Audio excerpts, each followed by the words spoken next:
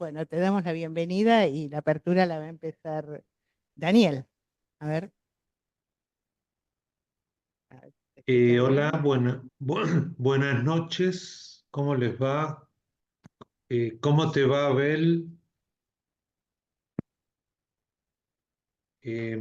Bueno, bienvenidos, bienvenidas o bienvenidas, bienvenidos. Hoy es la quinta conversación, el quinto encuentro acerca de conversaciones sobre las transformaciones del psicoanálisis en la Argentina. Anteriormente hemos podido tener la suerte y la alegría de haber charlado con Rafael Paz, con Juan Carlos Volnovich, con Isidoro Beck, con Ana María Fernández. Y bueno, y hoy cerramos el ciclo anual dialogando con Abel Feinstein. Antes de empezar, quiero recordar que el jueves que viene en el colegio y con modalidad exclusiva para socios del colegio, miembros del colegio, van a estar Estela Boto y María Cipriano, Estela comentando un caso y María, o sea, Estela presentando un caso y María comentando el material. Bueno, para mí es un placer poder charlar hoy, conversar con Abel Feinstein en un clima distendido, por lo menos aquí desde Cariló. Y hablando en serio,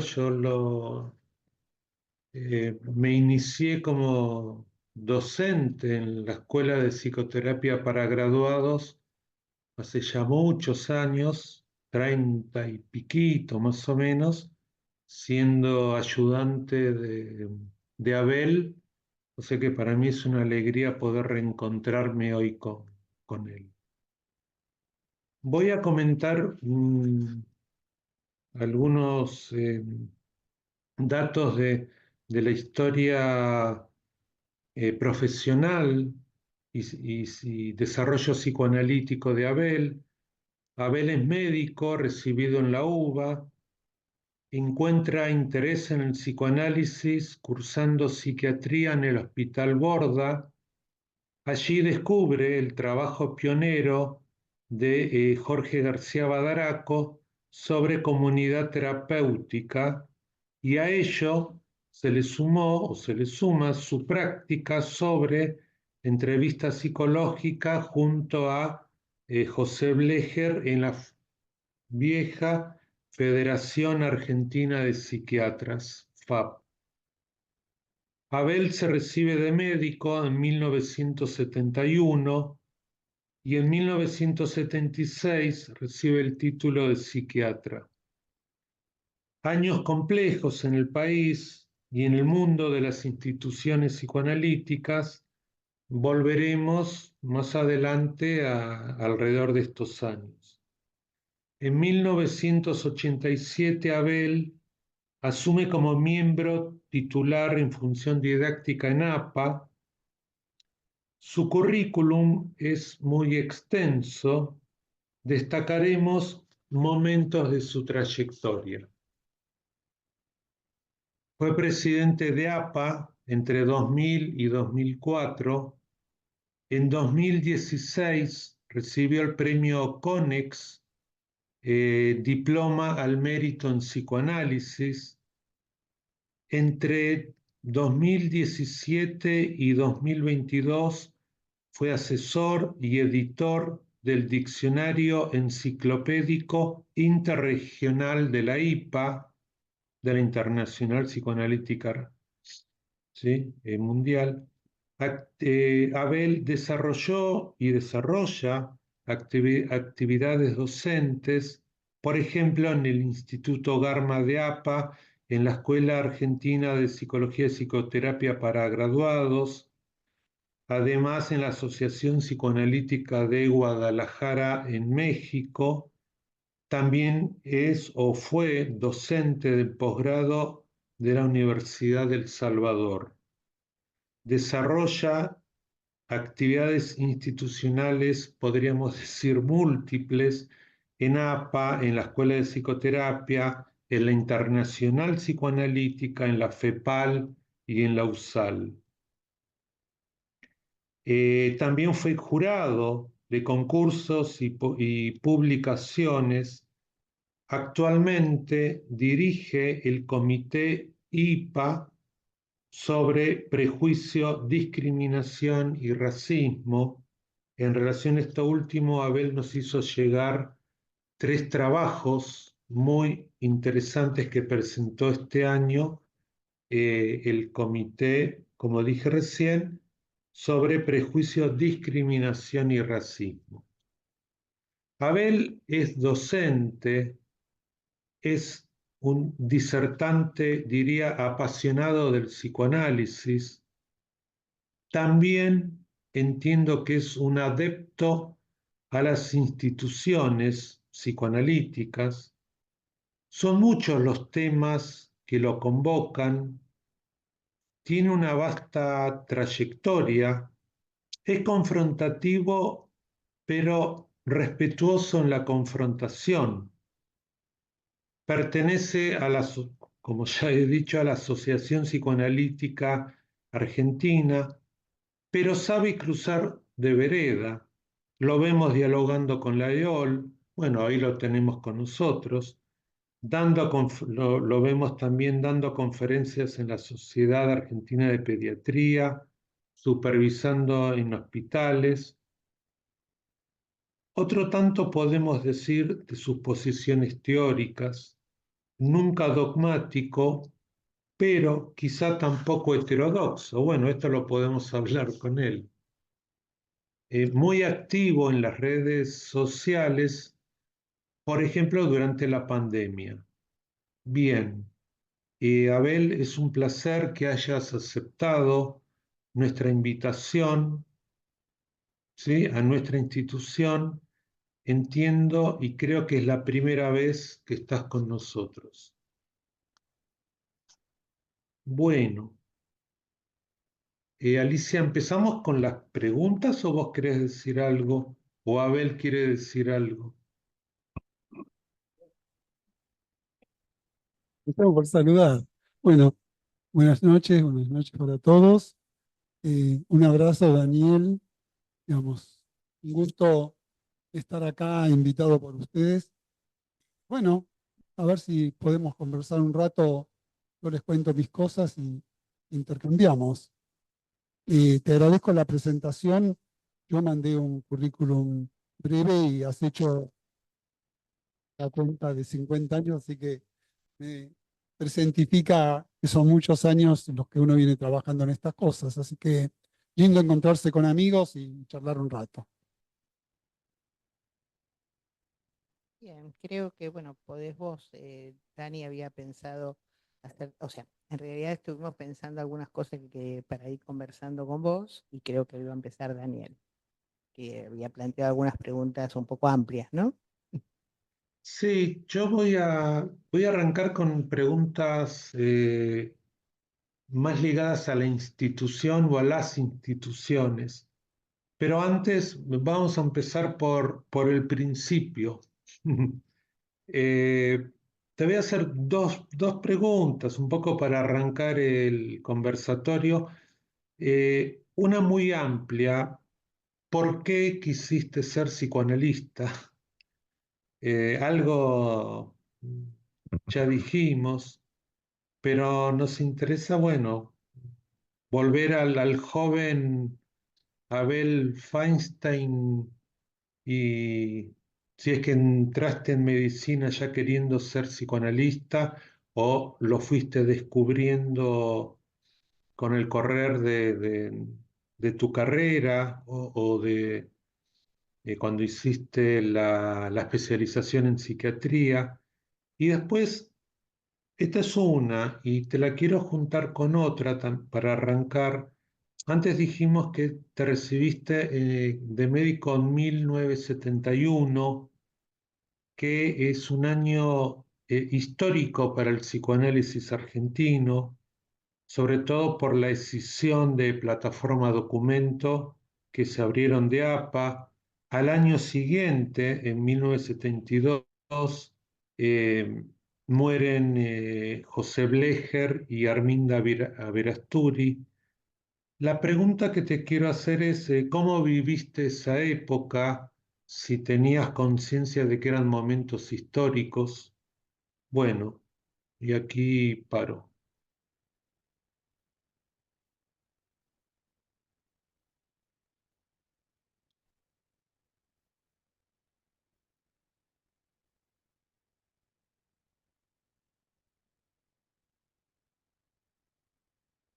No se escucha, ¿eh?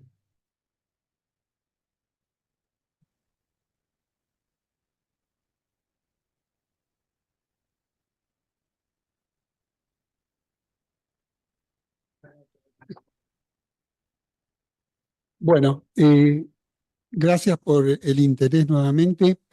Eh, Voy a responder lo que me preguntaste o lo que me preguntaron y voy a ir articulando con algunas de las cosas que dijiste de mi currículum que me interesó la forma como lo recorriste o cómo lo articulaste, ¿no?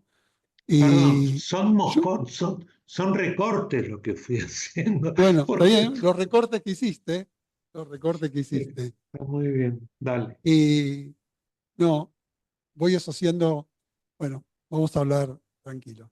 Eh, Cuando hice mi entrevista para entrar a la APA, una de las entrevistas me la hizo Fidia Sesio, un querido maestro de muchos de nosotros, año 76, ¿sabéis? 77, 76. Y No se era la entendió el época nombre, no se entendió quién hizo. Fidias Sesio. Fidias Sesio era un psicoanalista muy querido, una persona muy reconocida en ese momento, y bueno, a lo largo de los años, en el tema de lo psicosomático. Fue uno de los fundadores del CIM, del Centro de Investigación en Medicina Psicosomática, junto con Luis Quiosa y otra gente. Y bueno, yo lo encontré ahí en esa entrevista. Después creo que siento que fuimos bastante amigos. Si bien nunca me hice nada con él específicamente, ni me analicé, ni supervisé con él, pero trabajamos mucho institucionalmente con Fidias y le tengo un recuerdo muy cariñoso. Y en la entrevista para entrar a la APA, Fidias me dijo, bueno, mucho gusto. Bueno, cuénteme una historia de su vida y vaya asociando libremente. Y así fue la entrevista. Y a los 50 minutos me dijo, bueno, está bien, le van a avisar de la APA en una época mucho más formal que ahora, ¿sí? Eh, pero esto viene a colación de lo de la asociación libre y ir mechando asociaciones libres en relación con lo que uno va desarrollando. Cuando entré acá, vi ahí el libro, lo vi ahí a Carlos Gussetti, que no, creo que no nos conocemos personalmente, pero te he leído, porque en el 2014, cuando fui presidente de FEPAL, organizamos en Buenos Aires un congreso sobre realidades y ficciones. Y una de las bibliografías que nosotros usamos y distribuimos era un simposio o una jornada, no sé qué hicieron ustedes, sobre el tema de material clínico creo que se llamaba material clínico, historiales clínicos o algo así. Si no la conocen, se las recomiendo. Donde hay un texto bueno, de Carlos Gussetti y otro de Eduardo Müller y algunos otros que ahora no me acuerdo, pero que si ustedes ven las cosas que se vieron en ese congreso, fue bastante como motivado también, digamos, entre otras cosas, por las cosas que dijeron en ese encuentro y sobre todo me impactó ver el libro de Carlos Gussetti, así que después voy a comprar uno. Pero bueno, esto tiene que ver con, no sé si lo dijo Carlos en ese simposio, pero de esos materiales, a mí me quedó mucho eso del material clínico como ficción del analista. perdón si no era de Carlos, sería de Eduardo Müller o alguno de los que estaba ahí. Es Eduardo.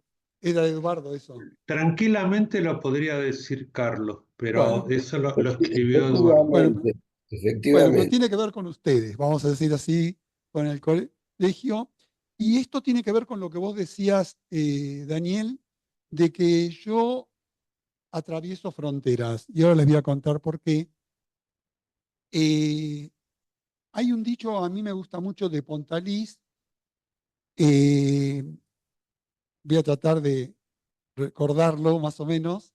Y dice algo así como que el psicoanálisis es una disciplina migratoria, de una cultura a otra, de un lenguaje a otro, de una teoría a otra, etc. Algo así, ¿no?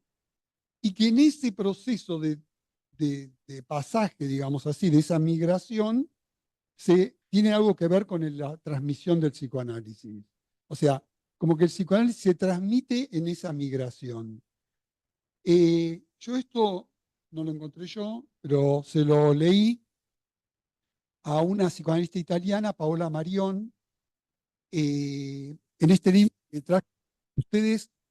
Lamentablemente lo hicimos traducir al español, está escrito originalmente en inglés, lo tradujimos un grupo de nosotros al español en la APA, pero se agotó en español.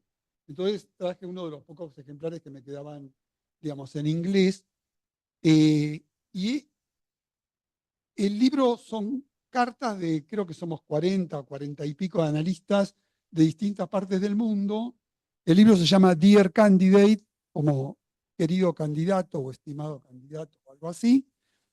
Bueno, candidato, para los que no lo saben, en nuestra jerga tiene que ver con la gente que está en formación, ahora no se usa más, se llama colegas de información, pero está como clásico el tema de candidato.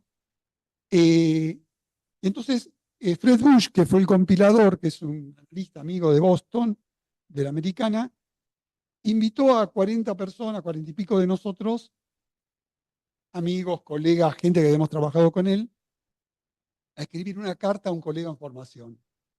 Y con todas esas cartas compiló este libro. ¿Sí? Más allá de que yo escribí una de las cartas, me parece que es muy interesante leer a gente tan, digamos, diversa, digamos así, de distintas culturas, de distintos países, de distintas zonas del psicoanálisis, algo de lo que pueden transmitir a una persona joven de que se quiere formar como psicoanalista. Entre ellas está Paola Marion, que es esta colega italiana, que es la que cita a Pontalís. Perdón si voy mechando, haciendo libremente. Entonces, si nosotros pensamos que la transmisión tiene algo que ver con esa migración, si el psicoanálisis tiene que ver con esa migración, ella y varios de esos 40 y pico recomiendan cruzar las fronteras de su instituto, porque nosotros nos formamos en institutos, ustedes en colegios, nosotros en institutos, y sobre todo si su instituto no tiene previsto que usted lo haga, algo así. Esto quiere decir que uno no se tiene que quedar en las fronteras, sino atravesar fronteras, porque en eso hay un efecto de la transmisión de la experiencia de lo inconsciente que tiene que ver con el psicoanálisis. Entonces, lo que me dijo Fidia Cesio, digamos, que vaya asociando libremente mientras voy diciendo lo que tenía que decir en ese momento, esto que se me ocurre, digamos, en relación a lo que ustedes preguntaban, a mí me parece que tiene que ver con lo que nosotros queremos cuando hacemos este tipo de reuniones, los psicoanalistas. Lograr algún efecto de la transmisión de la experiencia de lo inconsciente. Entonces, cuando yo escucho el recorte, como dice Daniel, de parte de mi currículum, gracias, a mí me interesa ver qué es lo que él, digamos, qué ficción construyó sobre mí y que les presenta a ustedes de esta manera, y me gustaría que lo escuchen en ese sentido, porque a mí me hace sentido escuchar eso que Daniel cuenta, ¿no? Como él dijo, tenemos una relación de muchos años, cariñosa,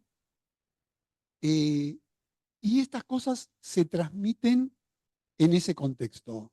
Y acuérdense que el psicoanálisis empezó en el grupo de los miércoles de Freud y después se instituyó, para bien y para mal, digamos, pero después se instituyó. Entonces creo que recuperar algo de ese comienzo, de esas incipientes transferencias hacia la transmisión del psicoanálisis. Ahora yendo a la pregunta. ¿Por qué psicoanalista? Y el tema del 72. ¿Por qué psicoanalista? Yo, les digo la verdad, no sabía prácticamente ni lo que era el psicoanálisis hasta cuarto o quinto año de medicina. Estaba con algunas cuestiones así personales y un compañero mío, de esos que estudiamos juntos, dijo, pero vos tenés que psicoanalizar. Digo, bueno, a ver, contame de qué se trata. No te puedo contar. Llamalo a Alfredo Torres, que era el cuñado de él, llamalo a Alfredo Torres y decirle que yo te dije que vos tenés que psicoanalizar. Bueno, ahí me puse como un poco a ver toda esta historia. Y después viene este episodio que cuenta Daniel, que estaba cursando, esto creo que era cuando cursábamos pediatría, bueno, antes de psiquiatría. Cuando cursamos, yo hice la unidad hospitalaria en el hospital israelita, después que estuvo Ricardo Aenburg, ya se había ido, estaba ahí yéndose, ¿no? El profesor nuestro, que era el jefe de servicio en ese momento, Mario Handlers, era un psiquiatra dinámico y dijo, bueno, vamos a cursar acá la parte de consultorios externos y la parte de internación en el Borda, ¿sí? Para ver pacientes psicóticos. Y bueno, efectivamente fue así. Y en esa, digamos así, excursiones al Borda, que íbamos 2 o 3 veces por semana al Borda, fuimos al servicio de Jorge García Badaraco, que en ese momento era como el boom de la comunidad terapéutica y todo lo que, digamos, estaba de en boga en esa época. Y Jorge había sido un pionero en ese tema acá en Argentina. Y tenía este servicio ahí donde funcionaba, en ese momento no se llamaba comunidad terapéutica, creo que se llamaba asamblea comunitaria, pongamos algún nombre así, ¿no? Pero era la idea era de una comunidad terapéutica. No sé, 50 pacientes que serían los pacientes de la sala, más un equipo que serían 10 o 15 profesionales, liderados por Jorge, entre los cuales digo en contacto, por ejemplo, con Eduardo Mandelbaum, que quizá alguno de ustedes conozca, y fue muy impresionante la experiencia de esa. Para alguien que yo era médico 100%, digamos, ¿no? Con todo lo que implicaba en esa época la medicina, en donde psicología médica era una bolilla de no sé qué cosa, o sea, ni siquiera teníamos psicología médica, o quizá tenemos algún curso de psicología médica. Entonces, ¿por qué psicoanalista? Yo, en análisis en ese momento ya, porque hacía un tiempo X que me estaba analizando, un año, pongamos, no me acuerdo exactamente, y frente a esa experiencia, yo dije, bueno, yo quiero hacer esto. Este modelo de Jorge, un psiquiatra, psicoanalista, digamos, profesor de la Facultad de Medicina y psicoanalista titular de la APA, y haciendo estas cosas, yo dije, bueno, esto es como lo que me calza justo, porque yo estaba como muy involucrado en el psicoanálisis, mi análisis personal, en ese momento 4 veces por semana en diván, hablando de las transformaciones del psicoanálisis. Cuando fui a ver a Alfredo, porque falleció un tiempo, y me dijo, bueno, una entrevista, bueno, mirá, o mire, ya ni me acuerdo, no me acuerdo si me tuteaba, tendría yo 20 y pico de años, le propongo un análisis, 4 veces por semana, en el diván. Bueno, bárbaro, ¿no? Yo estaba como súper en transferencia positiva, digamos, con el análisis, con 4 sesiones semanales en diván, digamos, cosa que hoy en día es algo excepcional en una persona de la edad que yo tenía en ese momento. Y dije, bueno, esto me gusta, ¿no? Cuando terminó la cursada, que lamentablemente era un mes o era un poco más, le pedí a Jorge si podía seguir yendo a esas reuniones que eran como comunitarias, y ahí me empecé a meter con el tema digamos, del psicoanálisis. Pero un punto que yo quería remarcar, porque vos lo señalaste bien, estos días tuve que presentar una propuesta para el simposio de la APA. Dice, nombre, apellido, profesión. Profesión, médico, ¿no? Yo soy médico. Dije, profesión médico, si bien no soy psiquiatra universitario, pero soy especialista en psiquiatría, digamos, en ese momento era un título que daba el Ministerio de Salud. A las personas que tenían 5 años de experiencia hospitalaria le daban el título de especialista. Bueno, yo hice la residencia, fui jefe de residentes, fui instructor de residentes, 5 años, tenía derecho a mi título y así tengo mi título. Pero esto de la profesión de psicoanalista, digamos, a mí me parece que es un tema que, digamos, yo me siento médico psicoanalista, ¿sí? De hecho, hace unos años hice una maestría en psicoanálisis.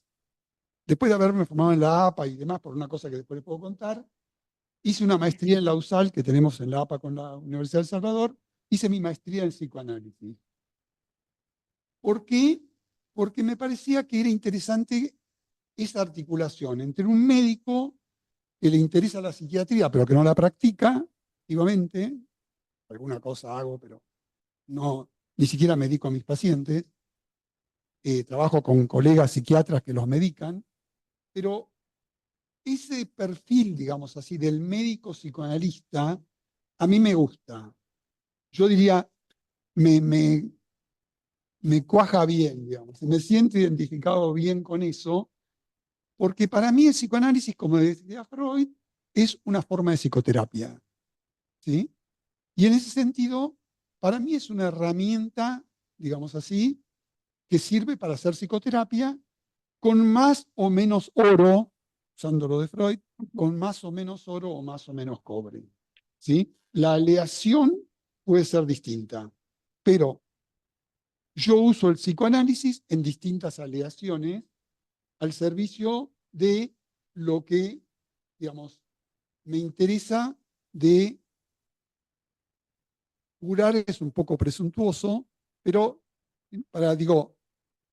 no me gusta eso mucho de la cura por añadidura, aunque entiendo el sentido de la cosa, pero me interesa, digamos, que a mí la gente me llama, mirá, estoy angustiado, mirá, me sacaron un cáncer de pulmón, no sé, no puedo dormir, mirá, estoy matando con mi mujer, mirá, me fundí, o tengo un problema con un hijo, o lo que.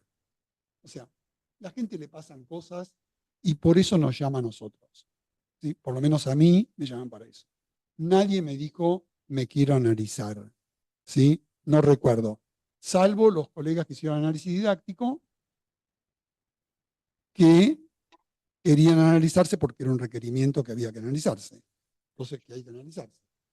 Pero me interesa ese perfil que vos destacaste de lo médico, de lo del Borda. Tengo una enorme gratitud por Jorge García Badaraco, que en ese sentido, les digo, fue como un modelo para mí de esa práctica, digamos así, en el terreno de la salud, tratando de ayudar a mitigar por lo menos el sufrimiento o el malestar de la gente que consultaba. Entonces, ¿por qué psicoanalista? Porque me pasaban cosas, me recomendaron un analista, empecé a analizar, me ayudó. Y esto es una cosa importante, ¿no?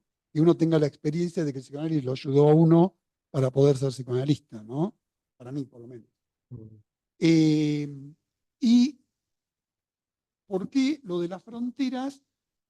Porque esa frontera para empezar, entre la medicina y el psicoanálisis, entre el psicoanálisis y digamos, otras disciplinas que podríamos hablar. Entre las instituciones, vos destacaste las instituciones. Si bien tengo, bueno, vieron, un compromiso muy importante con la APA.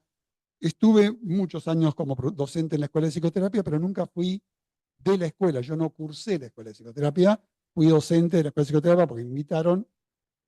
Docente. Pero en la APA tengo un compromiso, los que me conocen saben que tengo un compromiso muy fuerte con la APA. Hice muchas cosas institucionales, fui presidente de la APA, después fui presidente de la Federación Latinoamericana, después estuve en el comité ejecutivo de la IPA cuando fue nuestra amiga Virginia Ungar, presidenta de la IPA hace pocos años. O sea, estoy fuertemente comprometido con el psicoanálisis institucional, pero a condición de atravesar las fronteras. ¿Sí? Lo de Pontalillo lo leí, este libro debe tener, no sé, 3, 4 años, 5, ya no me acuerdo. Con el tema de la pandemia todo pasó medio rápido, todo mezclado. Yo encontré esto después, digamos, y yo venía escribiendo sobre el tema de cómo salirse, tengo por ahí algunas cosas si les interesan, como muros y fronteras, se llamaba una presentación que yo hice. Justamente empecé presentándola en la Sociedad de Psiquiatría de Río Grande do Sul. Me habían invitado a una conferencia y yo presenté muros y fronteras. O sea, los muros tienen poco que ver con el psicoanálisis. Para mí las fronteras tienen mucho que ver con el psicoanálisis, entre otras cosas por esto que les digo. Entonces, soy médico, psicoanalista, practico una psicoterapia con distintas aleaciones de psicoanálisis, porque pienso que el psicoanálisis es la psicoterapia, y atravesando fronteras. Me quiero extender demasiado en eso. Lo de plataforma y documento, lamentablemente no te puedo aportar mucho porque, digamos, fíjate que vos lo mismo decís, esto fue antes de que yo entrara, siquiera, o sea, yo me recibí en el 71 y le diría que sabía casi nada de psicoanálisis, o sea, mucho menos de estas cosas de APA y APDEVA y de plataforma y documento. De eso me enteré cuando empecé a cursar la APA en el 72.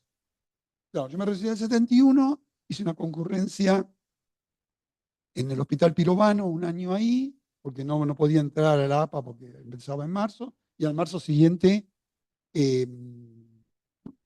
empecé, digamos, los seminarios, qué sé yo, formarme ahí. Entonces, me enteré de todo el tema de plataforma y documento. En ese año, antes de entrar a la APA, que es esto que vos decís, hice un curso con Blecher, con José Blecher, que pobre se murió al poco tiempo, sobre entrevista psicoanalítica, o entrevista psicológica, era el tema de José, que para mí también fue como esas cosas que te abren la cabeza, ¿no? Como empezar a no solamente ver lo físico, llamémoslo así, sino cómo entrevistar psicológicamente, estamos psicoanalíticamente ahora, a un paciente. Y ahí empieza todo este recorrido en donde siempre he tratado y sigo tratando de andar dando vueltas por ahí, digamos, porque uno va haciendo como una red, digamos así, de gente con la cual uno interactúa. Y yo creo que los psicoanalistas, sobre todo en Argentina, que tenemos mucho psicoanálisis, tenemos una cosa un poco chauvinista de como que el psicoanálisis termina acá, nosotros en Rodríguez Peña, ustedes quizá un poco más lejos, y algunos un poco en la General Paz, pero Perdón, o un poco más cerca. ¿Por qué un poco más lejos? Por ahí un poco más cerca. bueno, no sabemos ni lo que hacen los brasileros, ¿sí? Ni los uruguayos, o muy poco. O sea, no sé cuánto saben ustedes que están acá, pero en general sabemos muy poco. En estos años que tenemos de lo cual me siento parte en la APA, tenemos bastante más conocimiento latinoamericano, pero aún así, FEPAL fuerte, la Federación Latinoamericana fuerte, es, yo diría, en estos últimos 20 años. ¿Sí? La APA tiene 80, San Pablo tiene como 90. Somos muy cerrados. Pero esto no pasa, no somos tan exclusivos. Esto, Paola Marione es una italiana de Roma, de Milán, no sé dónde es, y cuenta lo mismo que cuento yo desde Buenos Aires. ¿Sí? Somos muy encerrados. Tenemos una cosa de endogamia muy importante. Entonces, el antídoto contra la endogamia es la exogamia, no hay otra. O sea, no se puede, yo soy, digamos, no soy endogámico, pero hablo solo con la gente de la APA. Vos dirás que no sos, pero sos. ¿Sí? Eso se llama endogamia. Hay muchas cosas escritas en estos últimos años. Yo escribí esto, mi tesis de maestría en el 2011-13. A partir de estos últimos, diría, 10, 15 años, el tema de la endogamia en las instituciones es un tema muy internacional. Entonces, por eso, digamos, circuló, volviendo a lo que tú decías, ¿no? O sea, por eso leí a Carlos Gussetti o a Eduardo Müller para hacer un congreso de FEPAL, digamos, y por eso me interesa dar clase en Guadalajara o ir a un congreso y hacer cosas con gente de Brasil o de México, de donde sea. Y en los últimos años, en los últimos 10 años, pongamos así, venciendo mi resistencia al inglés, que soy un medio salvaje hablando, dije, no, yo quiero interactuar con gente que hable de otros idiomas. Y bueno, otro más que el inglés, apenas puedo con el inglés, así que vamos a empezar con el inglés. Y yo tenía como mucho prejuicio de vencer esa barrera. Y Glenn Gabbard, que quizá alguno de ustedes conoce, que es un psicoanalista, psiquiatra, muy parecido a un badaraco de Estados Unidos, una persona muy reconocida en el ámbito de la psiquiatría y del psicoanálisis, es profesor en Baylor, muy autorizado como psiquiatra internacionalmente, pero fue director del International Journal de Psicoanálisis, para decirles que ese es el perfil que a mí me interesa, digamos, como, con el cual me siento más identificado, salvando las distancias con Glenn Gabbard y con García Badaraca. Lo de plataforma y documento yo lo conocí a posteriori, ¿sí? Pero como sabemos, para nosotros a posteriori quiere decir que resignifica muchas cosas de lo que pasó antes. Y, Abel, sí, ante todo, discúlpame. ¿no? Es muy interesante todo lo que estás diciendo. Te adelantaste también a preguntas que te íbamos a hacer. Todo el tema de la endogamia en las, y subrayo el plural, el riesgo de la endogamia en las instituciones, sean de donde sean, ¿sí? Estén cerca de algún océano, mar, etcétera, etcétera. Yo creo que es el riesgo de la endogamia. Era, bueno, una pregunta. Yo quiero decir dos, tres cositas y darle también la palabra a Alicia para que dialogue con vos. Repito que te adelantaste. A mí vos que tenés varios trabajos respecto a los prejuicios y hablaste recién de prejuicios, a mí me encanta este conversatorio porque por ahí estamos dialogando desde dos instituciones que pueden tener prejuicios una con la otra. El Colegio de Psicoanalistas puede tener prejuicio con lo que es la APA como institución. No obstante, recuerdo que vino Virginia Unger una o dos veces al colegio, Yago Franco la invitó. cuando era presidente de la Internacional, y a lo mejor ustedes también, digo, no sé, o no. Es muy lindo lo que relataste de cómo te encontraste con los textos de Eduardo Müller y Carlos Busetti. Pero me parece que está bueno hablar, despojándonos o asumiendo a veces que podemos tener ciertos prejuicios. Y a mí me gusta mucho esto que decís, que bueno, un poco lo traje de- de lo que es tu historia como analista, esta posibilidad de cruzar fronteras. Me parece que es el único o uno de los antídotos para no caer en la endogamia.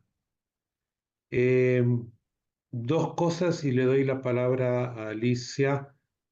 Cada vez que, esto es algo muy personal, cada vez que hablo o pienso en la internacional psicoanalítica, no puedo dejar de pensar que en 1910 el mismísimo Freud fue el que la fundó y es tremendo, ¿no?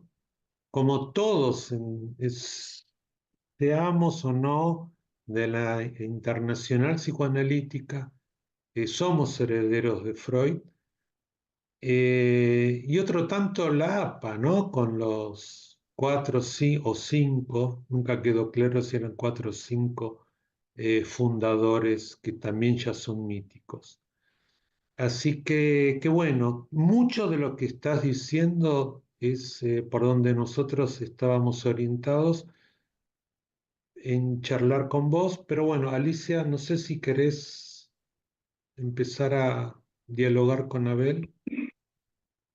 Y continúo lo que vos estás planteando. Juan Carlos está levantando la mano y acá Alberto, capaz podríamos tomar esas dos intervenciones y después continuamos porque, ¿no? Así que Juan Carlos primero, desmuteate. ¿Se escucha? Sí, se te escucha bien. Bueno, primero felicitar al invitado que tenemos a mí me dio la sensación de que su manera de hablar, de su larga experiencia que lo lleva a desembocar en la práctica analítica, desde eh, su quehacer médico, etcétera, etcétera, la verdad que lo contó con una soltura y una franqueza que, bueno, merece ser señalada. Gracias en relación con todo eso. Ahora, yo quiero agarrar por otro lado que me parece que tiene que ver con y por ahí entra en un cierto contrapunto, porque en todos estos últimos años, la gente que está haciendo psicoterapias de cuño psicoanalítico, tomo la palabra psicoterapia porque vos también mencionaste que el psicoanálisis puede ser concebido como tal. En general, cuando a uno le pregunta si se trata o no, te dicen que va al psicólogo.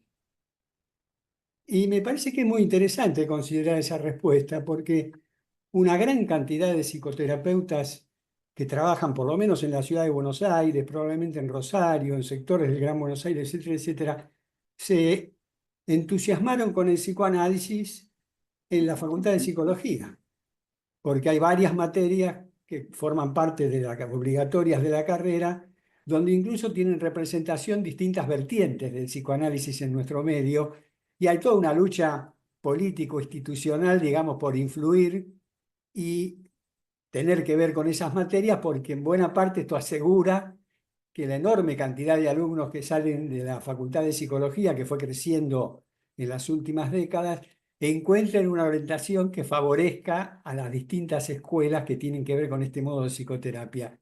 A mí me parece que esto conviene agregarlo, porque tiene mucho que ver con la realidad actual de la gente que se analiza, o sea que se analiza en buena medida con psicólogos de formación psicoanalítica de distinto modo, con distintas influencias de los que, bueno, desarrollaron el psicoanálisis en Argentina, influencias legadas al extranjero, así que también hay cruces de fronteras y cruces entre distintas posturas, pero me parece que este es un tema que es interesante señalar, porque tiene mucho que ver con la realidad, incluso de nuestro trabajo actual, de muchos de nosotros, y con la historia de muchos de nosotros que provenimos de la Facultad de Psicología.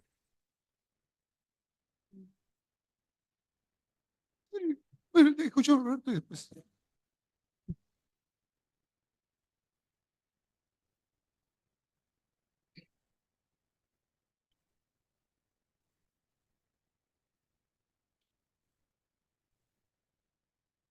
Bueno, un gusto grande reencontrarte aquí, Abel. Es muy agradable todo el curso de la conversación. Eh, yo quería tomar algo que vos enfatizaste mucho y que a mí me encanta, porque me remitió a una frase que a mí me marcó en su momento, cuando era un joven estudiante de medicina. El padre de un compañero, que era médico, era un personaje realmente de novela pintoresca, más bien picaresca. Y entonces un día dijo una frase que yo no sé si era de él, podía perfectamente ser de él. Dijo, levantando el dedo, dijo, porque éramos un grupo de inquietos, ¿no? Leíamos un montón de cosas y además, por supuesto, cuestiones de medicina. Dijo, el que de medicina solo sabe, ni medicina sabe. Y yo pienso ahora, el que de psicoanálisis solo sabe, ni psicoanálisis sabe. Como vos abriste toda la charla, y esto evidentemente es un leitmotiv en tu vida, lo que me encanta, te quería preguntar, atravesando las fronteras y en campos no más allá de las fronteras del país o de la ciudad, sino del conocimiento, ¿qué experiencias, autores, eh, escuelas te resultaron interesantes y que incorporaste y que fueron enriqueciendo tu propia práctica y tu propio pensamiento, que no sean psicoanalíticas?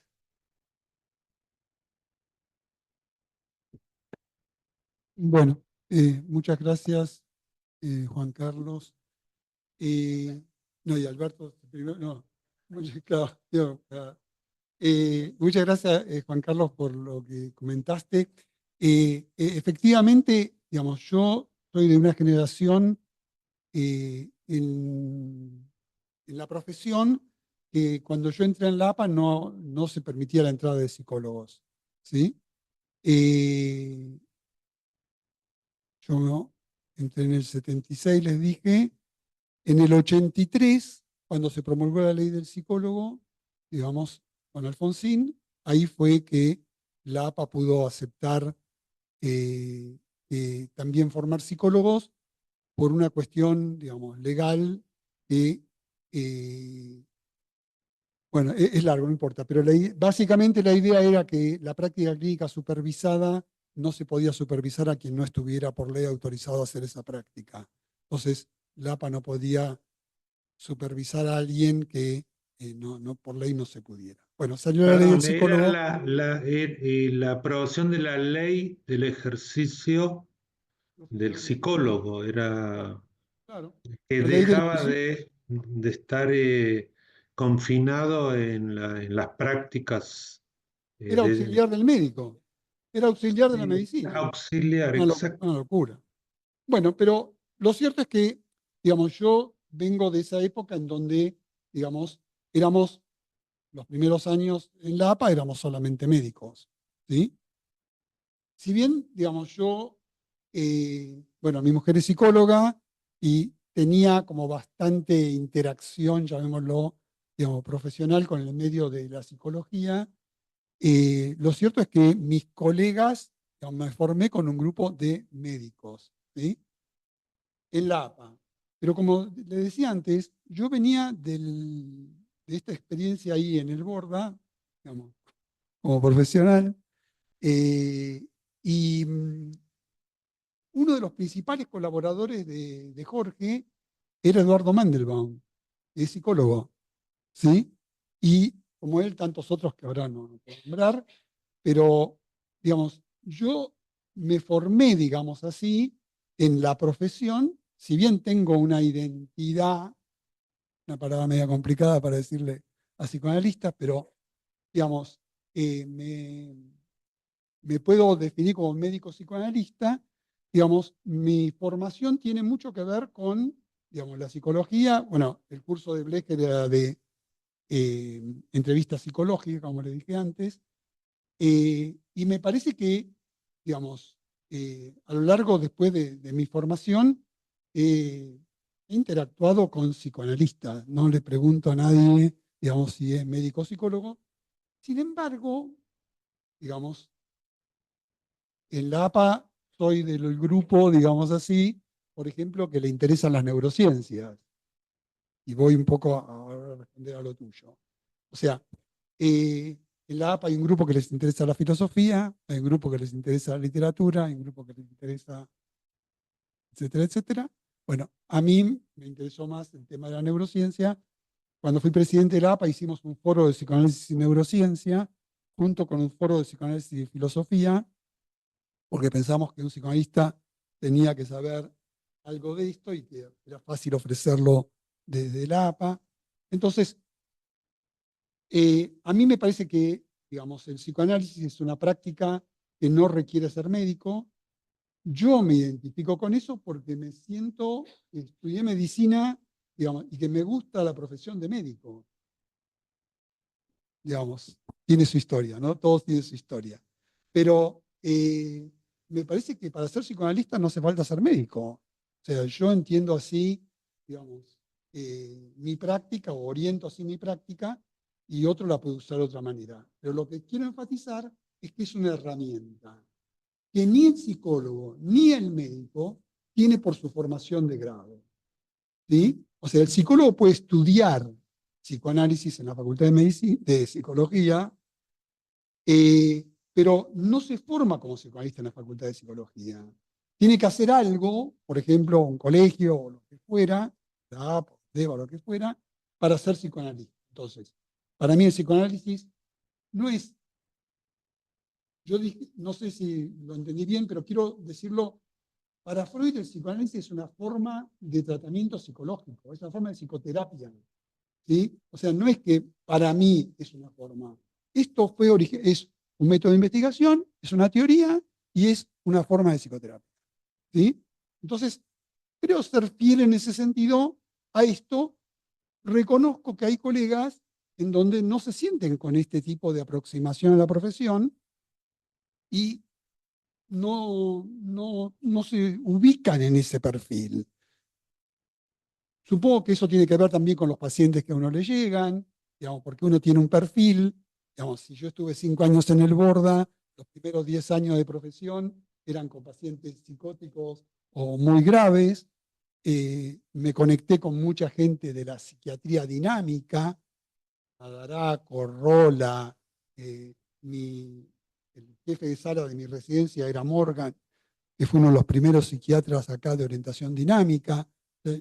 Yo vengo con esa genealogía, digamos así, ¿no? Entonces, no sé si voy o dije algo respecto de, sin pretender responderte, Juan Carlos, digamos, es mi uso del psicoanálisis, no, eso no tiene nada que ver con que otras personas de otras orientaciones. Yo tengo mucha formación con Madeleine Baranger, la psicoanalista, que era especialista en ciencia de la educación. O con Arminda Verasturi, que yo no tuve porque falleció lamentablemente antes que yo empezara, pero mi práctica de niño de los primeros años tenía mucho que ver con discípulos de Arminda Verasturi. Y Arminda no era ni médica ni psicóloga. Entonces, o Betty Garma, o bueno, tantos otros, no importa. Esto en relación a lo de Juan Carlos, y después si querés, si quizá no respondí exactamente lo que decías. En relación con lo que vos decías, Alberto, les dije, a mí me interesa la articulación entre el psicoanálisis y la psiquiatría, la articulación entre el psicoanálisis y la psicología, porque hay cosas de la psicología que por otras razones leí y me interesó de la psicología, estrictamente de la psicología. Y en los últimos años me interesó el tema de la neurociencia. Digamos, me parece que a mí me sirve, me permite hilvanar, es como un hilo rojo que voy entretejiendo con algunas cosas de las neurociencias. A mí, digamos, fuera de eso, me interesa mucho la música y el arte contemporáneo. Te diría que de las disciplinas, bueno, leí algunas cosas de historia, no te puedo decir que demasiado, pero más o menos, y de la disciplina de la historia, digamos así. Pero lo que más me interesa y de lo cual he trabajado, y esa charla que les dije de Muros y Fronteras, yo la presenté en esa jornada de una federación, sociedad de psiquiatría, pero era junto con una artista plástica. Nuestra mesa era, yo hablé de muros y fronteras y ella habló de muros y ventanas. ¿Sí? El congreso era, digamos, de psiquiatría. Trabajo bastante, si quieren les puedo mandar algunas de las cosas que he hecho sobre eso. Me interesa todo lo que tenga que ver con el tema del arte, básicamente del arte contemporáneo, y me gusta el tema de la música, y más especialmente en relación con el psicoanálisis, el tema de la ópera. Entonces hago cada tanto como ejercicios, bueno, no sé si ustedes están en el medio, pero es como difícil. Por ejemplo, con Julio Moreno hicimos en un congreso, no me acuerdo si de la HIPO de FEPAL, un ejercicio sobre la ópera Wozzeck de Alban Berg, que es más o menos de la época de Freud, o por ahí, más para acá. Y tratamos de ver psicoanalíticamente el tema de la ópera y de la representación, ¿sí? Y después hicimos en la APA, por ejemplo, una sobre la ópera Rusalka de Dvorak, donde a mí me interesaba el tema de la representación. Esto de creación poética y fantasía, el artículo de Freud, el Spiel, lo que uno representa, ¿sí? Cómo uno se representa las cosas, ese juego de Freud del capítulo 7, percepción, representación, holomotor, bueno, los peines, sí, las cosas del medio, digamos, esta tarea de representación, me parece interesante usar la representación teatral, yo no de teatro no sé, sin nada, lo de ópera he visto bastante, y entonces vi que la misma ópera se puede representar distinto de acuerdo a quién se la imagina, como cada quien se la representa. Ya que estamos, les cuento porque me gusta contarlo, la ópera es un cuento de hadas, ¿sí? Un cuento de hadas, típico cuento de hadas. Siempre se presentó como un cuento de hadas, ubicada en distintos lugares, pero un cuento de hadas, como clásico. Un señor en la Ópera de París, en el 90, pongamos, hizo un juego de espejos. O sea, todo el escenario era un juego de espejos, había solamente una cama con 2 mesitas de luz y espejos por todos lados, entonces la cama se levantaba, se bajaba y se reflejaba en distintos lugares. Entonces la cama se reflejaba y la protagonista, básicamente, bueno, todos, se reflejaban en los espejos. Era un juego de espejos, no había nada que ver con hadas. Yo dije, la mierda, qué bárbaro esto, ¿no? ¿Cómo alguien se puede representar? Y entonces empezamos a hablar del narcisismo y lo imaginario, cosas que uno divaga así con estas cosas. Pero hace 10 años atrás, un poco menos quizá, en un regista alemán hizo Rusalka, transcurre en el fondo de un lago, el cuento de hadas. El señor hizo el lago, en el escenario hay como si fuera un lago, y el fondo del lago. Pero el fondo del lago eran las cloacas de una ciudad. Y en las cloacas eran unas escenas violentas, pero muy violentas, incestuosas, violentas, de el padre con sus hijas, las chicas eran casadas. Y, mirá vos, o sea, cómo distintas personas, digamos, se representan el juego de hadas en relación, nadie de esto tiene por qué saber, seguramente algo habrán leído, pero algo de lo que nosotros decimos, ¿sí? Nos resulta familiar ver en esa tarea de representación alguna de las categorías del psicoanálisis. A mí me sirve, volviendo a tu pregunta, a mí me sirvió para entender lo que es la representación, ¿sí? Me aclaró algo y las veces que lo he contado a la gente le hace sentido. A la gente joven le hace sentido. Entonces empezamos a insistir en buscar dispositivos diferentes para transmitir el psicoanálisis. Vuelvo a las fronteras para lograr un efecto de transmisión. Porque si yo lo único que hago es hacer leer el capítulo 7, bueno, sí, pero uno lo aprende, tomo, después vos escribís todo lo que sabés, pero esto de que uno se representa las cosas, ¿sí? Y ahí tenés incesto, parricidio, narcisismo, digamos, etcétera, etcétera, en imaginaciones que una persona ve. Una cosa respecto de lo de la endogamia, por lo que decía Daniel. A mí, bueno, estos últimos años he trabajado bastante con el tema de la institución. El otro librito que les traje es este libro que está acá. Les pido disculpas que está en inglés, pero bueno, es una de las intenciones que en los últimos años traté de que se publicar con gente que publica en inglés para que puedan leer gente de otro lado también, porque si no, de nuevo, nos leemos entre nosotros y nos leemos. Entonces, traté de trascender esas fronteras y bueno, esto está en inglés. Hay un viejo psicoanalista norteamericano, Ernie Richards, un maestro del psicoanálisis norteamericano, escribió hace unos años sus memorias, sus obras completas, Selected Papers de Ernie Richards. Uno de los tomos hace un recorrido muy interesante de una persona que yo no sabía que existía, que se llamaba Ludwig Fleck. Ludwig Fleck, F-L-E-C-K, Ludwig Fleck. Un químico húngaro, de la época de Freud, contemporáneo de Freud.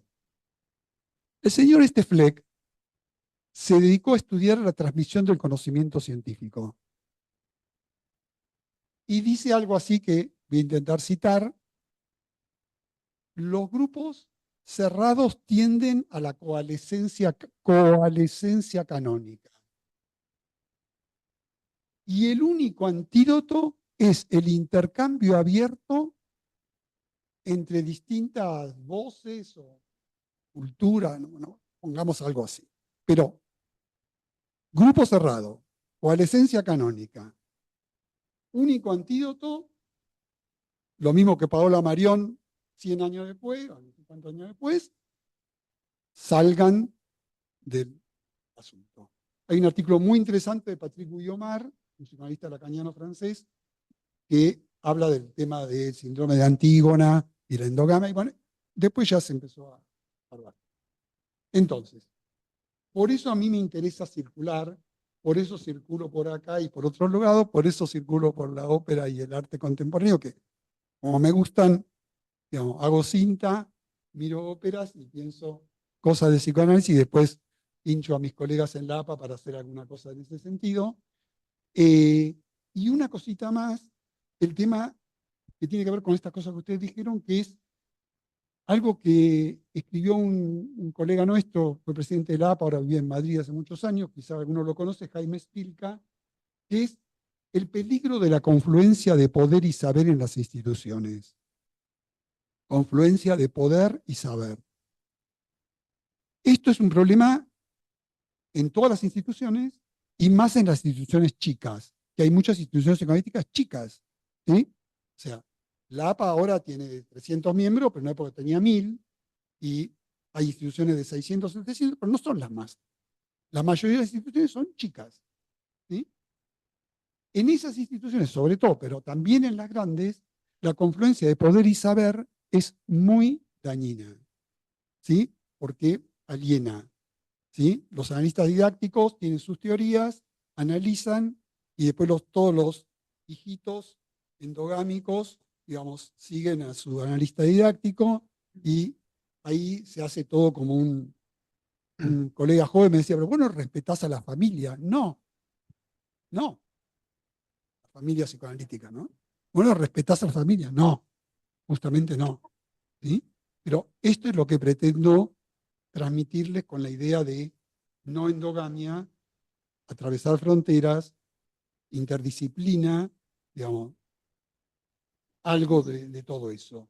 Y en los últimos años, como dijo Daniel, hace 2 o 3 años, me encargaron este nuevo comité de la IPA de prejuicio, discriminación y racismo, toda una historieta, pero me he dedicado a estudiar el tema del prejuicio, discriminación, racismo, fanatismo, y ando dando vueltas con esas cosas, una de esas que presenté ahí. No creo ser muy original en el tema, soy un lector y más o menos armé un cierto modelo para abordar estas cosas en mí. No soy un especialista en ninguna de estas cosas, pero de nuevo me interesa transmitir que esto es el objetivo de este comité, concientizar a los psicoanalistas de que tienen prejuicios que son discriminadores y en algunos casos racistas. Y todos los psicoanalistas dicen que no son. ¿Sí? Pero cuando uno ve en los hechos, a decirle una cosa muy sencilla, en la Argentina prácticamente en nuestras instituciones, no sé acá, en nuestras instituciones no hay gente de piel marrón. En Brasil, acá, marrón. En Brasil, 57% de la población es negra. No había analistas negros. ¿Sí?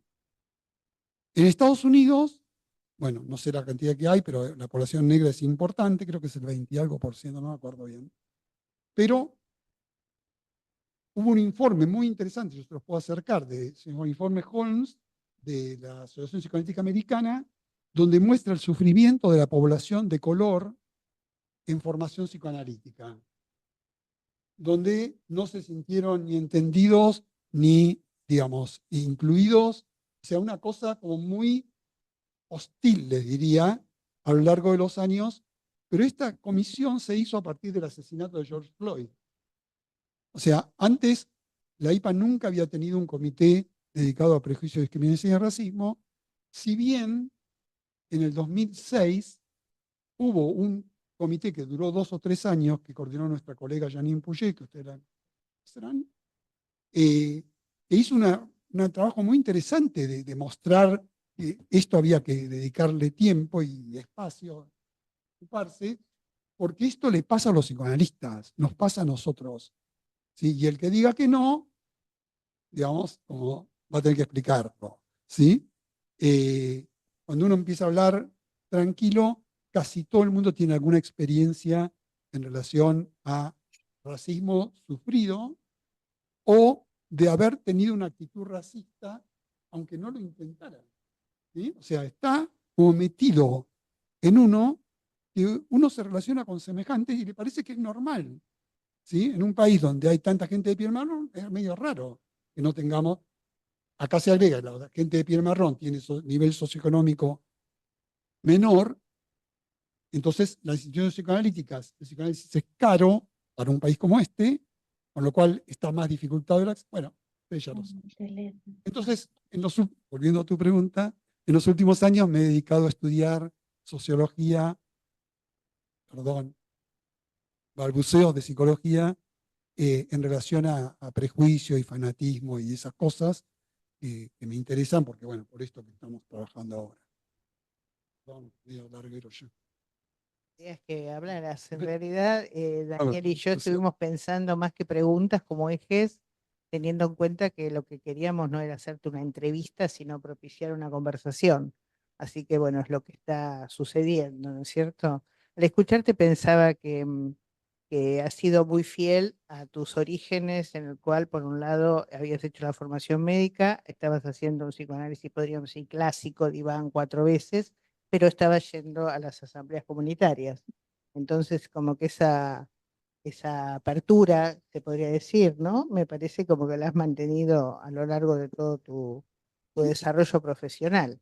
Desde el principio, Eh, digamos, claro, empezó como en ahí, los orígenes, empezó ahí, digamos, tuyos como psicoanalista. genes. Y que me parece además interesante que también un eje que encuentro en lo que vos vas relatando es el eje de la preocupación por los cierres narcisistas, sea la endogamia, sea el racismo, el prejuicio, son todos formatos de cierre narcisista, ¿no? En un momento cuando hace un momento estabas dando un ejemplo, me vino a la mente hasta eh, lo que Freud habla así de pulsión de muerte, ¿no? O sea, cuando todo se cierra y no hay intercambios, bueno, además es muy interesante que empezaste contándonos que tenías diálogo con la institución APA, tenía diálogos con el colegio que no sabíamos, ¿no? Y que bueno, acá está Carlos y creo que Mariana debe ser, ha levantado la mano, pero quería también pensar en esto de otra cosa que está presente en tu manera de conversar y en tu manera, me parece, de pensar,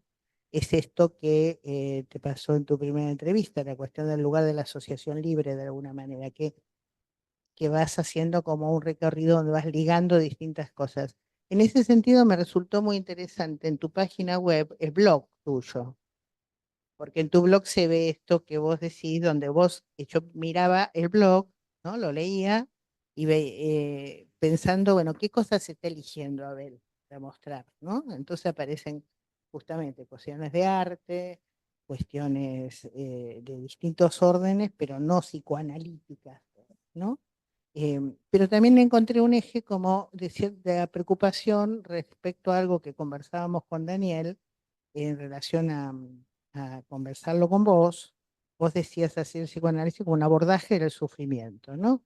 Y si vos a lo largo de todo este recorrido tuyo como psicoanalista fuiste notando formas de transformación de ese sufrimiento y de presentaciones clínicas, hay algunas cosas en tu blog, por ejemplo, donde vos tomás un texto de la doctora Camanier, ¿no? Sobre paradigma intimista y modelo espectacular. eh, Hablas también del yo de sumersión, bueno, lo elegís, digamos. No son textos que vos escribas, pero los elegís. Hablas de la importancia del texto de Dolor y Melancolía en la actualidad, ¿no? Sufrimiento y conflicto en esta época. Me pareció como que eran como ejes que desembocaban en esto que vos acabas de explicar del comité de prejuicio, ¿no? Que me parece también que son formas del sufrimiento, donde también traes algunas diferenciaciones que me parecen interesantes, ¿no? Ahí de vuelta aparece el narcisismo, porque hablas de tiranía de las identidades, y haces una diferencia que me pareció también rica en eso de cuando uno encuentra hace como una oferta de precisión de conceptos que permiten diferenciar entre alterización y otredad, ¿no? También, que me parece que esa cuestión de ir pensando como articuladores para pensar la problemática. Y también una cosa que creo que se viene la fidelidad a Badaraco, es que los textos que nos has hecho llegar sobre prejuicio, discriminación y racismo, terminan hablando de estrategias de prevención de prejuicio maligno, ¿no? Que me pareció también interesante porque como que íbamos muy afuera del consultorio, digamos, ¿no? Estás hablando de estrategias de prevención social. Entonces, por eso yo pensaba que esta cuestión de las 4 sesiones y la asamblea comunitaria está presente todo el tiempo, ¿no? Esto me pareció una cuestión que aparece en tu selección. Los invito a que miren el blog de Abel Un poco y su desactualizado, página. pero Pero está estamos en eso. interesante, tenés una serie de cosas y después tenés una serie de entrevistas donde también aparece esa preocupación. Bueno, yo quisiera igual dar la palabra a, supongo que será Carlos, pues están Carlos y Cinta juntos, hace rato levantaron la mano y calculo que será Mariana, ¿no? Pero voy a primero Carlos. Ante todo, Abel, mucho gusto. Nos Mucho. conocemos por primera vez en esta oportunidad. y me vi francamente interpelado por tu lectura. La verdad, lo que menos me esperaba era que hubieras leído un texto mío. No puedo menos entonces que agradecértelo. Pero creo que ese es el efecto de lo que vos sostenés, del atravesamiento de fronteras. Porque acá, en esta ventanita, en los muros que rodean nuestras instituciones, entrás vos y me parece que eso hace que yo me encuentre reflejado en mucho de lo que vos decís. Yo he tenido una formación absolutamente diferente y en el curso de esa formación la distinción entre psicoterapia y psicoanálisis era fundamental. Entonces, los psicólogos nos negábamos a nombrarnos como psicólogos, sino que teníamos que decir que éramos psicoanalistas. Psicoanalistas, un poco, tenía un colega en el hospital que decía que había psicoanalistas con patente de corso, ¿no? O psicoanalistas piratas, porque era una cuestión de prestigio, me parece, más que algo que tuviera que ver con un método psicoterapéutico. Coincido absolutamente con esa idea, coincido con la idea de las fronteras. Y quería agregar a lo que vos decís sobre las fronteras y la necesidad de atravesarlas, que las fronteras son un lugar fértil. En las fronteras se producen cosas de lo más extrañas, se producen lenguas mixturadas, ¿no? Y que creo que tienen bastante que ver con lo que muchas veces pasa en el trabajo entre analista y paciente. Hay una frontera que se atraviesa, hay una lengua que se mezcla, bueno, me parece que en eso es fundamental. El tema de la endogamia, sin duda, ¿no? La endogamia produce eh, eh, alteraciones genéticas, ¿sí? De manera tal que, así como produce alteraciones genéticas, produce también muchas veces aplastamientos mentales, ¿no? Entonces, me pareció muy interesante lo que vos decías sobre cómo los analistas, analizados por un didacta, terminan haciendo las cosas de la misma manera que el didacta, identificándose. Recuerdo ahora que Winnicott decía que cuando empiezan los sismos, ¿no? El lacanismo, el kleinismo, ¿no? Cuando empiezan los sismos, empiezan los problemas. Así que bueno, yo te agradezco enormemente la presentación que estás haciendo, para mí es muy enriquecedora y valida, alguien de tu trayectoria, valida algunas cosas que modestamente he intentado aportar al psicoanálisis. Muchas gracias, Abel. Así Tomás. Mariana, ¿querés intervenir vos? Así después Abel le responde a los dos. Sí, sí. Bueno, gracias Abel también por todo lo que nos contaste. Hola. Yo quería ir hilando algunas de las cosas que planteaste porque tengo una pregunta que me inquieta, que tiene que ver con el dispositivo del análisis didáctico. Me interesaba mucho desde tu planteo institucional, tu pertenencia institucional, pero también tu apertura en relación a evidentemente una manera muy libre de pensar esa pertenencia institucional. ¿Qué pensás del dispositivo?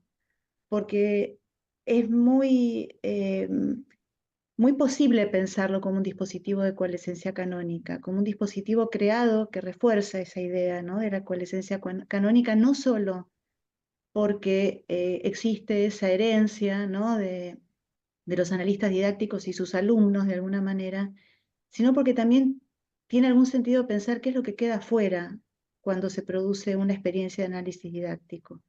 Vos empezaste tu experiencia con el psicoanálisis a partir de una necesidad que planteaste como paciente, es decir, de alguna manera el resorte fue el sufrimiento, ese es el resorte que vos decís que conduce a muchas personas a tratar de consultarte, ¿no? Me fundí, me llevo mal con mi mujer, tengo problemas con mi hijo, etc. pero el resorte que conduce a un colega en formación a hacer su análisis no necesariamente es ese.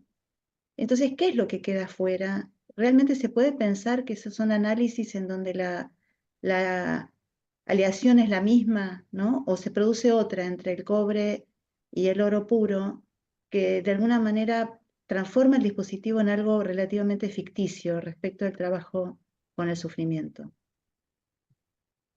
Sí. Bueno, gracias, Mariana, lindo verte. A ver, empiezo por lo de Carlos. El tema de psicoterapia y psicoanálisis, como vos dijiste, a mí también me enseñaron, digamos, Otto Kemper, maestro para muchos de nosotros, que es otro del perfil este, digamos, es un destacado profesor de psiquiatría y un psicoanalista muy reconocido en su trabajo. Durante años, textos, digamos, de Otto Kemper, entre otros, era separar claramente lo que es psicoanálisis y lo que es psicoterapia. A mí ese sistema no tiene que ver con lo que yo hago, ni lo que he visto hacer, ni lo que a mí me ha servido.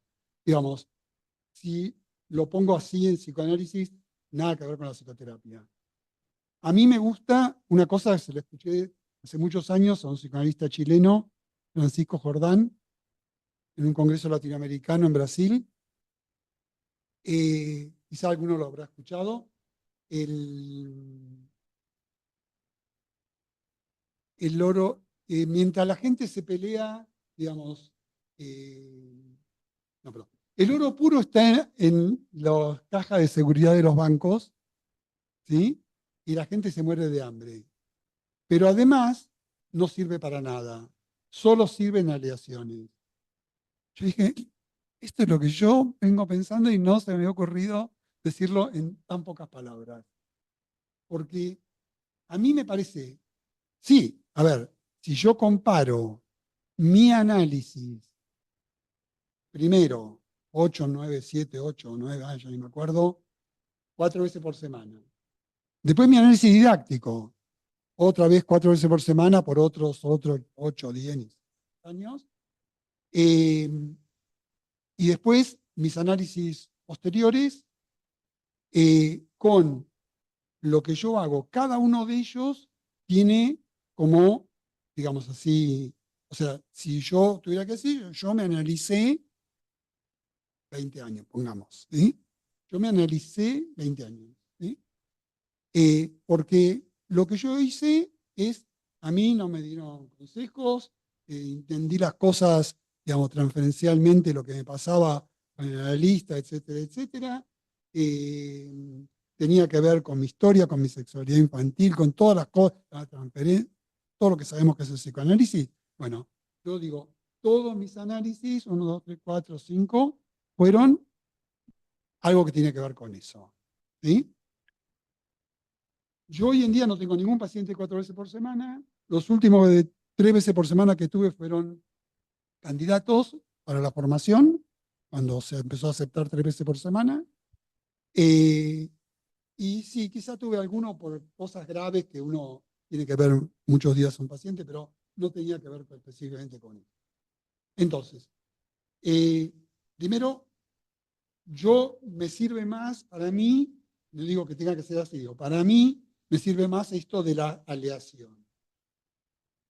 Con oro casi puro, pero nunca puro, porque puro no sé lo que es el que está en el banco, dice, nadie lo vio, salvo que alguno haya visto el oro de los lingotes famosos, y uno usa aleaciones, ¿sí? Más ricas o más pobres de acuerdo a cada paciente, a cada situación, etcétera, etcétera. Eso con la psicoanálisis y psicoterapia, yo estoy en eso. Y esto es un tema que se discute en todos los congresos. Hay gente que, como decías vos, Carlos, sigue con psicoanálisis. No, eso no es psicoanálisis. Ahí me lo han dicho en reuniones, por ejemplo, ahí en la IPA, en el comité ejecutivo, cuando yo decía lo que hacíamos en Buenos Aires, lo que yo hacía en Buenos Aires, un colega suizo, ¿no? Que uno encuentra por el mundo, dice, pero ustedes no hacen psicoanálisis, ¿no? Es un argumento príncipe. Eso no es psicoanálisis. Glenn Gabbard tiene un artículo muy interesante en el International Journal con otro psicoanalista llamado Dan Weston, Mecanismo de acción terapéutica del psicoanálisis. ¿Sí? Léanlo, es súper interesante, se los puedo mandar si alguno no lo conoce. Empieza el artículo del International Journal, que es, para publicar en International Journal es como una especie de odisea, pero el artículo empieza así. Vamos a empezar no discutiendo si esto es psicoanálisis o no es psicoanálisis. Queda para otro momento la discusión de si esto es psicoanálisis o no es psicoanálisis. Bueno, ahora vamos a empezar con eso. ¿Sí? Para mí me interesa eso, digamos, porque el argumento no es psicoanálisis, digamos, para mí, sí, claro, hay cosas, cuando los pacientes vienen ahora y dicen yo hago constelaciones, no sé qué, con las piedras, no sé cuánto, eso no es psicoanálisis, ¿sí? ¿Está claro? No es que cualquier cosa es psicoanálisis. Pero lo que los psicoanalistas entre nosotros decimos, eso no es psicoanálisis, a mí eso, bueno, este hombre decía que yo no hago psicoanálisis. Yo creo que sí. El tema del límite, las fronteras, ese texto no es un texto, creo que es un PowerPoint, porque yo usé muchas imágenes de arte, dice que de Brasil hace mucho tiempo. Por eso puse muros y fronteras. Muros y fronteras. Lo de muro venía porque venía de Florencia, de Bolonia, de una reunión de esta de la IPA, y en el hotel que yo estaba, a la vuelta justamente del hotel, en un rato, de pocos minutos que uno tiene en esas reuniones, había una muestra de Hopper, que a mí me fascina. Entonces yo me flasheé con Hopper. Y en la muestra de Hopper vi que había un folleto de una otra exposición que había a 2 cuadras de ahí, en una especie de esos palacios que hay ahí chiquitos, que era The Wall, como el de Pink Floyd, The Wall. ¿Sí? Uno recorría distintas salones del palacio este, atravesando muros. Entonces te mostraba los muros. Entonces vos entrabas a una primera pieza, estaban los muros, México, gigantografías, el de México con Estados Unidos, el de Israel con la margen occidental, y hay unos, lamentablemente hay unos cuantos más, pero los muros. ¿Sí? Y después hay, me acuerdo porque era tan impactante, esa primera sala. De esa primera sala se salía a través de, no sé si usted conoce la obra de Lucio Fontana, es un artista que hace cuadros donde corta como con una navaja, como con un cutter, corta, está la tela pintada, ¿sí? Pero está como cortada, digamos así. Bueno, te quedas corta con eso que pensás. ¿Perdón? Ah, no, perdón. Bueno, entonces, lo cierto es que había que cruzar la tela, ¿sí? Del otro lado. Y ahí aparecen toda una serie de artistas que pintan, digamos así, esto. La muestra esta termina con una sala muy pequeña, no sé si, bueno, perdón, yo hablo de cosas, las cárceles de Piranesi. Piranesi es un pintor que pintó cárceles. Blanco y negro, tipo Carbonilla, ¿sí? Perdón, a ver, esa exposición está ahora en el Bellas Artes, la de Piranesi y las cárceles. Ah, está, bueno, mirá vos. Ahora. Bueno, se las recomiendo. ¿Sí? La muestra esta terminaba con la sala esta de las cárceles y de esa sala se salía a una instalación lumínica en donde las paredes eran como esos, si fuera LED, como hilitos de LED colgando. Entonces vos caminabas por un corredor, pero que no tenía paredes reales. Tenía como esas lucecitas que era una pared, porque claramente uno caminaba por una pared, pero eran lumínicas y se veía a los costados. Esto para decirles que si yo uso eso para explicar lo que vos me preguntaste, a mí me resultaba útil confrontar muros y fronteras. Los muros, ya los escuché, los dije recién, las fronteras son esto que decía Carlos, espacios de tránsito donde pasan cosas. Todo esto que dijo Carlos. Esa riqueza, años después, una amiga, Leticia Glosser, quizá alguno la conoce, ella cita mucho a Eugenio Trías, que es un filósofo que trabajó sobre el tema del límite. Todo esto no sabía nada, me enteré por Leticia, y a partir de ahí leímos a Trías, que habla de la filosofía del límite. Es un tema de la filosofía, sabía, pero nos interesa, como dice Carlos, lo que pasa en el límite, porque ahí pasa cosas importantes. ¿Sí? Por eso me interesa circular por el límite. Y ahora vamos al tema del psicoanálisis didáctico que decía Mariana. Es todo un tema, por eso yo les traje este libro. Se llama On Training, ¿lo ven los que están en el Zoom? On Training Analysis Debates. Bueno, queda acá. Ah, perdón.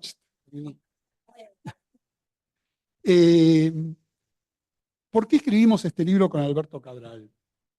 Por esto mismo que vos dijiste. El diagnóstico es el mismo que vos dijiste.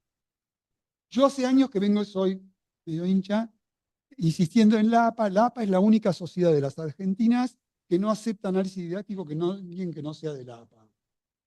¿Sí? Abdeva acepta, la SAPA acepta, Mendoza acepta, Córdoba acepta, San Luis acepta, la APA no acepta. ¿Sí? Argumentos lamentables, perdón. ¿Sí? O sea, lamentables. Pero lo cierto es que no la acepta. ¿Sí? Y cada vez que se discute esto, nunca se llega a buen puerto. ¿Por qué? Por eso, porque lo que Spilka decía de lo dañino de la confluencia del saber y el poder.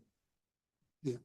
Cuando vos tenés el poder institucional o lo que sea, el saber transmitido a través del poder tiene los intereses del poder. ¿Sí? Entonces, yo soy de la idea que el psicoanálisis, como es en Francia, en una de las sociedades, tiene que ser abierto. Yo me puedo analizar con cualquiera de ustedes, con alguien de Abdeva, o de Córdoba, o de Mendoza, o de Brasil, o de Alemania. ¿Sí? Es mi problema de análisis. Y después, si la institución quiere que me acepte o que no me acepte, eso sí. Las entrevistas te pueden aceptar o no aceptar. Pero el análisis es tu problema. ¿Sí? Entonces, coincido con el diagnóstico, así como lo dijiste, Mariana. Esto que yo les decía antes, en una de esas discusiones, un colega joven, un candidato de la APA, me dijo, vos no respetás las familias, por esto, porque mucha gente respeta a la familia. ¿Sí? La familia se llama endogamia, y hasta que se demuestre lo contrario. ¿Sí? El libro este lo hicimos con Alberto, porque Alberto intentó, cuando fue director del instituto hace unos años, cambiar esto, que no es sencillo porque hay cosas, reglamentariamente, estatutos, todas las historias. Y yo estaba simultáneamente en la IPA, en el board de la IPA, en el comité ejecutivo ahí de la IPA. Entonces, Alberto y la gente del instituto hizo un dossier con todos los textos que ellos hicieron, lo cual es alguno mío, de la gestión esa que intentaba cambiar el tema de la análisis didáctico. ¿Sí? Y yo, como estaba en la IPA, dije, bueno, esta es una oportunidad, le voy a pedir a gente amiga que tenga posiciones diversas en relación a este tema, que me manden un texto y pues dijimos con Alberto, bueno, lo editamos para que quede claro que, si bien nosotros estamos en la IPA, la gente que lo lea se va a dar cuenta que somos una especie de outsider, ¿no? En buena medida. Y eso creo que hace a, diría, la trascendencia que tiene el aporte del APA. Esto no lo inventamos nosotros. Ángel Garman, en el año 59, uno de los creadores del APA, decía este tipo de cosas, ¿no? a pesar de que era un señor un vasco muy, digamos así, respetuoso de las normas de la IPA. Entonces, si quieren alguna vez, vean ese libro y hablamos de esto en detalle, pero yo coincido con tu diagnóstico, es un tema de permanente discusión. Para que se den una idea, la IPA en muchos países exigía 5 sesiones por semana, en otros 4, y así muchos años. Y había un solo modelo de formación, que era el modelo Eitingon. Es un modelo que empezó en el Instituto de Berlín, 1910, y, como decía Madeleine Beranger, es escandaloso, Madeleine Beranger, una prócer del psicoanálisis de la APA y de la IPA, es escandaloso que 100 años después sigamos haciendo lo mismo. ¿Sí? Hasta cuando fue presidente Daniel Bitloget y Claudio Eiser, un colega de Brasil, la IPA aceptó 3 modelos de formación. El Eitingon, sería de 100 años, más el francés, este que les dije antes, el análisis de afuera, más el uruguayo, que es una mezcla, digamos, de estos modelos. Buenísimo, porque pasó de un modelo a 3 modelos. Nosotros, por ahí en el libro este está, somos más de la idea de que hay infinitos modelos. O sea, no se puede meter todo en 3 modelos. En uno ya era una locura, pero en 3 es un problema. Porque, digamos, tenemos consenso, tenemos criterios muy generales, pero el tema del modelo de formación, digamos, no puede ser en Alemania que la gente, el Estado le pague el análisis a 4 veces por semana, que en Argentina que la gente llega a fin de mes ahí galgueando. No puede ser lo mismo para un psicoanalista lacaniano que para un psicoanalista kleiniano. No puede ser lo mismo para un psicoanalista winnicottiano que para un psicoanalista relacional. ¿Cómo podemos meter todo en la misma bolsa y todo tiene que ser lo mismo? Disparate. ¿Sí?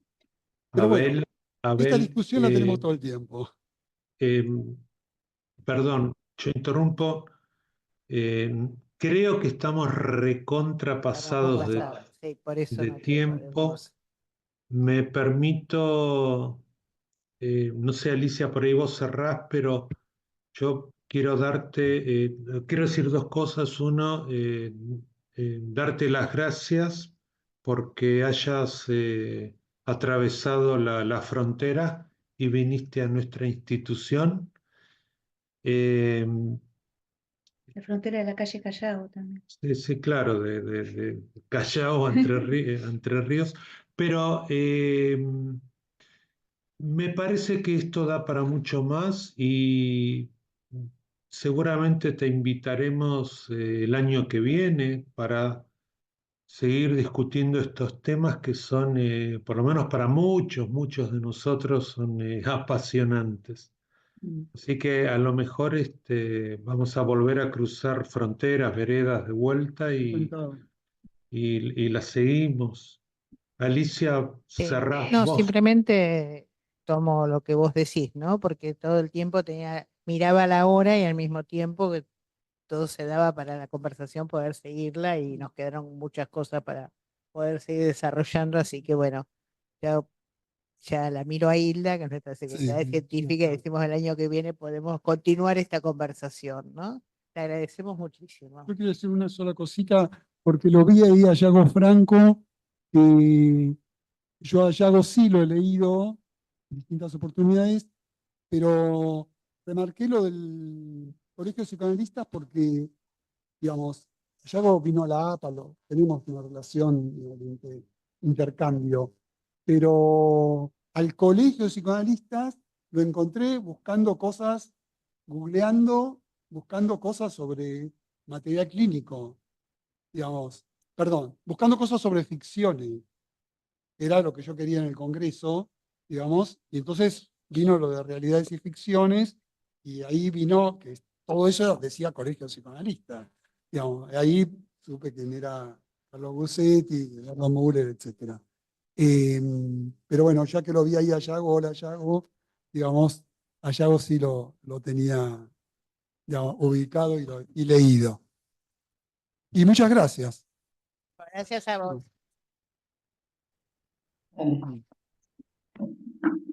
Gracias. Gracias. Muchas gracias. Muchas gracias. Muchas gracias. Un saludo. Quedó el libro de- Gracias.